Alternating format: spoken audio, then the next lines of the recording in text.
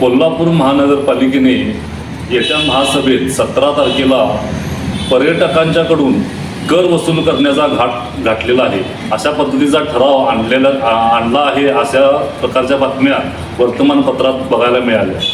असा ठराव जर कोल्हापूर महानगरपालिका आणि हे नगरसेवक आणत असतील तर याला हिंदू एकता आंदोलन मोठ्या प्रमाणात विरोध करेल। याचं कारण म्हणजे यांनी जर पर्यटकांना चांगल्या सुविधा दिल्या असत्या तर कर घ्यायला काय अडचण नाही।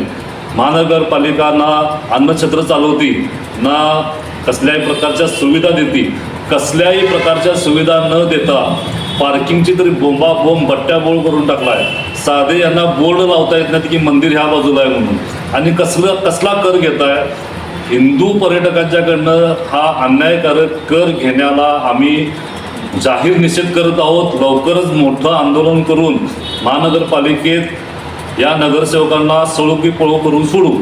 जय हिंद, जय महाराष्ट्र।